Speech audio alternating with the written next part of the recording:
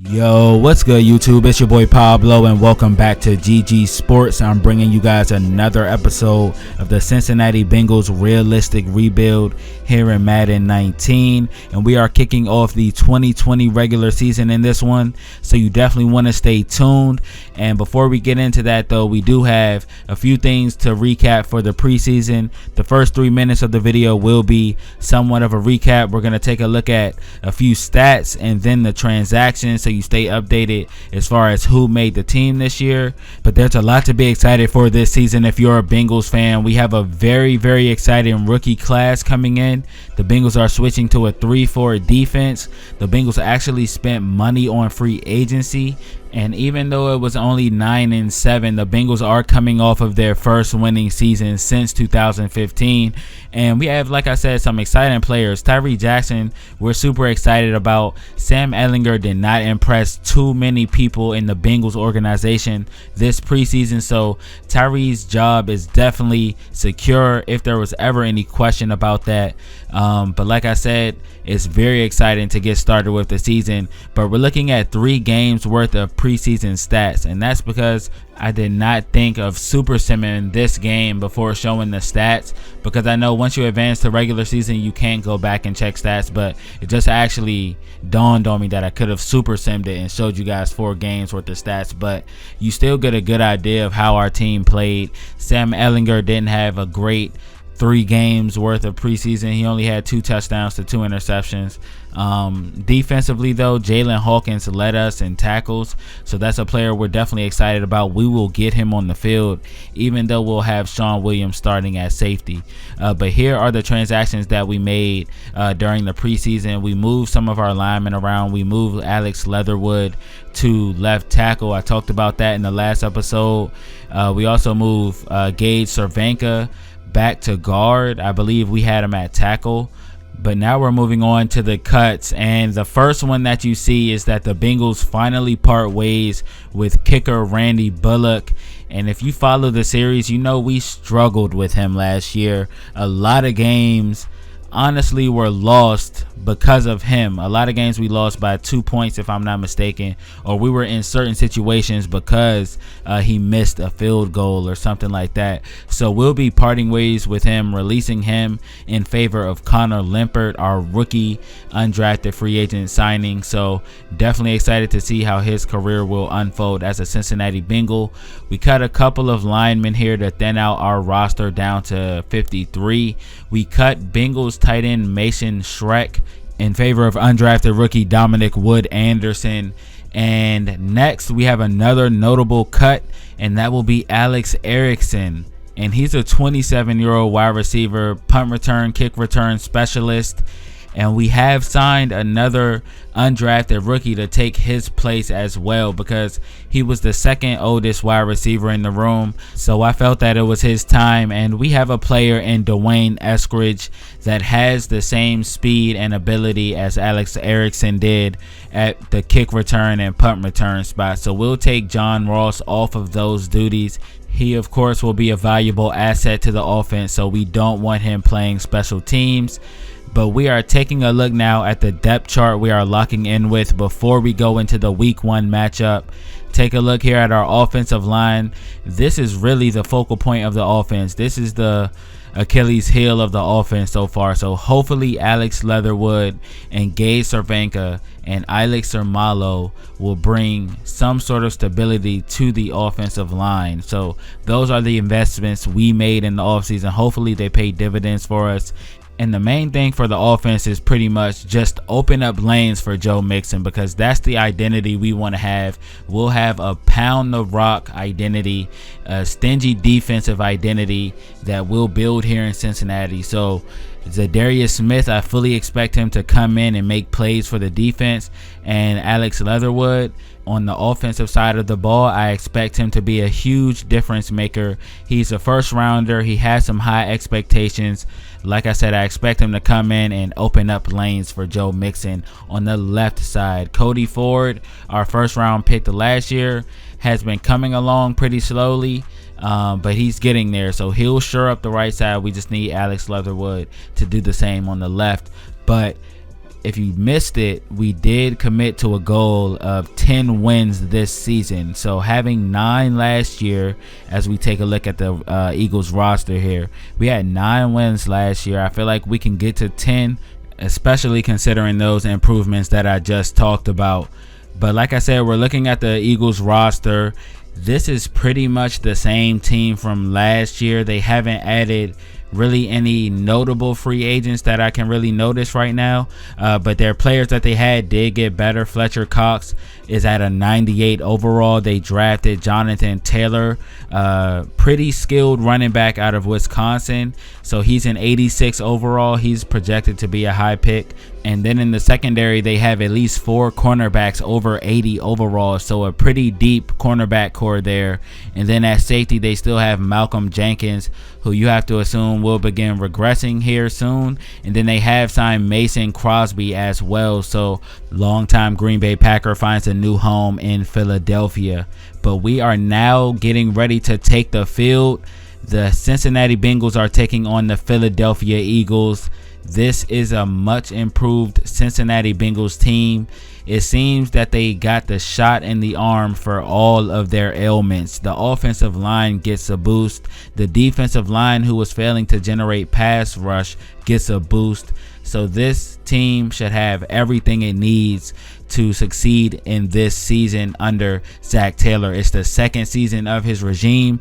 He's able to get 2 drafts under his belt, so he should have enough personnel to put it all together and build a winner here in Cincinnati. But Carson Wentz and the Eagles offense gets the ball to start the game, and the first third down that they face on this drive, they converted to Nelson Aguilar. That was a dime from Carson Wentz, who got a pretty big extension in real life. Some people felt that he didn't deserve it, but they wanted to get the deal done. I don't blame them for getting it done now. Carson Wentz is a player who was playing at an MVP level before he did go down that year, and kind of just lost the spotlight to Nick Foles. But he's back in this franchise and he's playing well so far versus the Bengals defense. But he does need to convert another third down and long to keep this offense on the field. He'll try to move the chains to Zach Ertz, but will push him back just inches short of the first down marker. And Doug Peterson does decide to take 3, and they take the lead early in this game. And out comes the Cincinnati Bengals offense, but nothing doing for Joe Mixon on that carry. First one of the season goes for no gain. And we do convert the first down on third down and short, but it will get called back due to a holding call. That forces third down and 12. And Tyree Jackson will be sacked on his first drop back of the 2020 season. Brandon Graham brings him down for the sack that time. And Tyree Jackson is already having flashbacks of last season. Last year, he took a ton of hits, and we don't want to see that again after spending the money and the draft capital on the offensive line. And Tyree Jackson, we want to definitely protect him. He was able to hang in there last year up until the final week of the season when he went down with an injury. So hopefully by the next drive, the Bengals offensive line can tighten it up and protect Tyree Jackson a little bit better, even though the Eagles do have a pretty respectable pass rush. But meanwhile, the Eagles offense is driving on the Bengals defense. They are now past midfield after picking up a few first downs. But Darrell Taylor smacks Jonathan Taylor and forces the fumble. The ball goes flying in the air, and the Bengals take a long time, but they do recover it. A couple of guys had a shot at it. Like I said, Darrell Taylor straight up levels Jonathan Taylor. Rookie on rookie crime this time. And Darrell Taylor, these are exactly the type of plays we want to see from you. These are the plays we did not have at the outside linebacker spot last year. Now the Bengals have a chance to put points on the board. Kudos to Darrell Taylor. Maybe we'll have another Trey Lamar story. Last year, Trey Lamar came in and made a huge impact for the Bengals as a rookie player, so maybe we'll have something similar. Darrell Taylor's off to a good start, but on our next offensive drive, off of the turnover, we do not get the third down conversion, so we are forced to go for it on fourth. And it was a good call by Zac Taylor because we do convert. Joe Mixon crosses the first down marker. Third down and 7 on that same drive. We're going screen to Patrick Carr, who picks up the first down, gets us inside the 15-yard line. juking his way past a couple of Eagles on the way there. 2nd down and 6. We're going stretch play to Wendell Smallwood versus his former team. Gets into the end zone and gives the Bengals the lead in this one here in the 2nd quarter. It took a quarter for us to score, but nonetheless, Wendell Smallwood is here to make up for all that, giving the Bengals a 4-point lead with about 8 minutes to go before halftime. And Carson Wentz continues his perfect start to the game. He's 8 for 8 with 108 yards, but Darrell Taylor brings down Jonathan Taylor for a loss there. 3rd down and 3 on the same drive. Jonathan Ertz is wide open, and what scares me is that this offense is having no problem crossing midfield. It's like a couple of passes and boom, they're near the red zone. 3rd down and 1 though, they will not be able to convert. They get all the way down here, but our defense always clamps down on them as they get closer to the end zone. It seems like that's a characteristic, almost a mindset of this defense, how they allow teams to get down there, but once they smell the end zone, the team really tightens up. But I guess we should really just be happy that they're not allowing touchdowns, and the Bengals maintain their lead by 1 point after the Philadelphia Eagles did settle for a field goal, and on our next drive we were able to do nothing on offense. And again, Carson Wentz gets the ball back and continues his perfect game. Right now he is 13 for 14 actually. He finally threw an incompletion, but he is sacked on that play by Zadarius Smith, who pretty much came untouched and lays him out. Carson Wentz, he's definitely going to feel that one in the morning. Great play by Zadarius Smith, who gets his first sack in stripes. First sack as a Cincinnati Bengals. Shout out to him. And with only about 20 seconds to go before half, we were trying to make something happen, but we were unable to. That sack would deter their drive, though. They got no points on that one. So we go into half with a score of 6-7, and the Bengals are going to be looking to get into the end zone again. We'll lean on the ground game as we did before, and short passes for Tyree Jackson, and then maybe at some point we'll take the top off of the defense by going deep. So we'll definitely see. He's only 6 for 11 with 78 yards, but now we're past midfield. Here's Wendell Smallwood again, moving the chains for the Cincinnati Bengals. 1st down and 10. Play action though. Tyree Jackson, a lot of time, gonna fire one into Tyler Boyd, who unfortunately drops the pass. Very accurate one by Tyree Jackson that time, but Tyler Boyd, who normally has sure hands, unable to corral that one. But we go back to Joe Mixon. We go back to what we know, and he picks up a 1st down. 2nd down and 10 after that one. We do go screen, and Joe Mixon jukes his way across the pylon for the touchdown, and he celebrates as the Bengals take a 14-6 lead here at home. And he says he's just going to continue to eat as long as you feed him. And Joe Mixon definitely looking like the running back we thought he would in this season, taking over, getting tons of touches, and this is exactly how we want to run our offense, through Joe Mixon. AJ Green is going to be there when we want to test the play action waters, but Joe Mixon is the focal point. Love what he's doing right now for the Bengals, as like I said, we take a 14-6 lead, but we really need our defense to step up and tighten up their pass defense, as Carson Wentz has a lot of time in the pocket this time, but we do get the deflection, and that's what we want to see, because Carson Wentz completed his first 12 passes in this game. So our secondary definitely has to make some adjustments. But 1st down and 10, they're going play action. Carson Wentz over the middle to Nelson Aguilar, getting them all the way down to the 4-yard line. That gets Carson Wentz up to 200 yards passing. 2nd down and goal. We bring down Jonathan Taylor in the backfield for a loss. 3rd down and goal. Touchdown. Eagles find Zach Ertz, but there is a flag on the play. This one is coming back. There's holding by the Philadelphia Eagles. That's going to push them back to the 17-yard line. Carson Wentz trying to fit one in there to Randall Cobb, but we do a good job. We had 3 defenders in the area. William Jackson comes away with the deflection, and the Eagles settle for their 3rd Mason Crosby field goal of the day. And we get the ball back after they decrease our lead to 5, and we can't make anything happen there. Incomplete pass by Tyree Jackson, but The Eagles get the ball back, and our defensive line continues our harassment of Carson Wentz here in the second half. They really flipped the switch here in the second half as they really put a hold on him, and this time they don't quite generate the same pass rush, but still a great play by Levi Wallace creates the incomplete pass, and they still have to punt. And here's Dwayne Eskridge, rookie wide receiver on punt returning duties, hits the defender with the spin move, cuts to the outside, picks up some pretty good yardage, and we're now in Philadelphia territory, and we really want a touchdown here to put our foot on their throats. And going into the fourth quarter here soon, a touchdown here would give us a pretty comfortable lead. But second down and 10, a lot of daylight for Joe Mixon.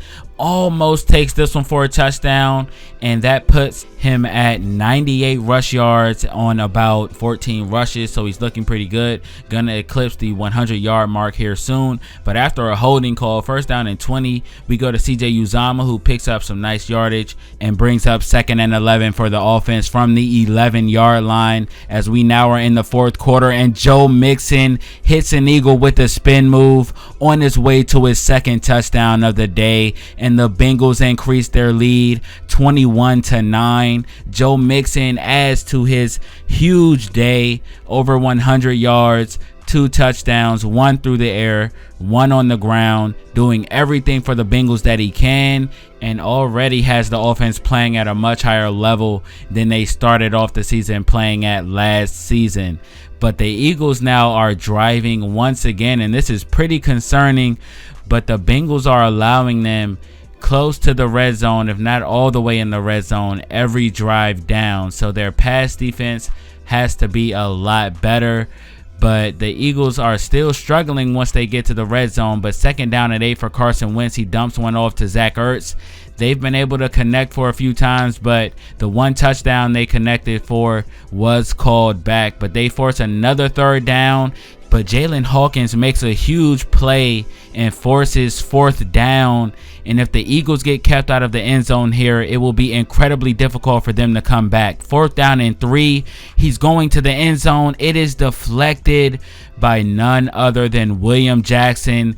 So some huge defensive plays from our defensive backs to keep the Eagles out of the end zone. And like I said, it's going to be difficult for them to come back being held out of the end zone on that drive with about 5 minutes to go. If the Bengals can run out any clock on this drive, it will be that much harder for them to even try to come back. But they do force a punt. There's 3 minutes to go in the game, and our defense has to take the field once again, coming off of the red zone stand. First down and 10 for Carson Wentz.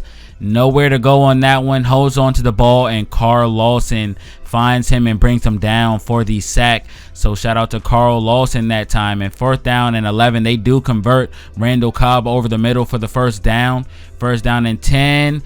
This pass is intercepted by Ron Parker, a late preseason acquisition to play backup free safety. He comes in and makes a huge play late in this one with only a minute left. The Eagles, I guess, were playing for dignity, but Ron Parker puts it into all that.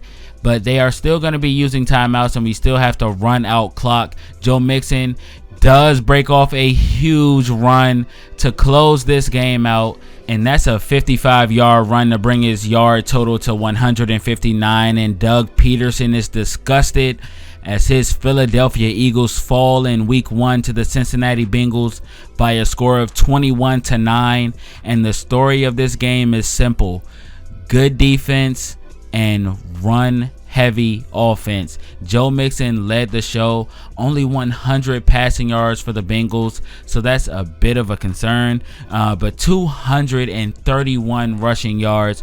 But Tyree Jackson, we're catering the offense around him. We're not going to ask him to make too many difficult throws. We're going to keep the game in front of him. We're also going to support him with good blocking and an effective run game. Joe Mixon was able to deliver on his part. 312 yards for Carson Wentz. Started off the game very, very hot, but really cooled down in the second half as we picked up the pass rush. And like I said before, Joe Mixon, 159 yards rushing. Jonathan Taylor, 52 rushes, averaging about 4 yards a carry. Zach Ertz does lead the game in receptions. AJ Green did not have a single reception. We barely passed the ball in this game, but you can expect the Bengals to try to get AJ Green involved very, very often next week. But Tyler Boyd does have 40 yards in this game. John Ross, 33 on 2 receptions. Joe Mixon does have the lone receiving touchdown for the Bengals. Defensively, though, I'm really impressed with what we were able to do rushing the passer in the second half. In the first half, we didn't really do that, so our secondary got torn apart. William Jackson had a number of deflections in this game, but he did get beat a couple of times, and we don't normally see that. Nelson Aguilar was able to beat him in man-to-man coverage a couple of times, so hopefully William Jackson will tighten that up as well, but he still was able to deliver, especially when we needed him to. 4 deflections, 3 deflections for Drake Kirkpatrick in this one. So great defensive effort in the red zone, but between the 230s, we have to tighten up our defense, because it seemed like Carson Wentz and the offense were able to get into the red zone anytime they wanted. But I have 2 favorite stats about this game. The first one would be Zadarius Smith and his 2.5 sacks in his Bengals debut. And then my next one would have to be 0 turnovers. We did not turn the ball over. We played a clean game. So I hope you guys enjoyed this episode. Definitely appreciate you guys watching and sticking all the way through the end. This was a 21-minute video. But the Bengals started off their season 1-0. Great start. Maybe they can keep it up and go on a real run this year. I'll see you guys in the next episode. Peace.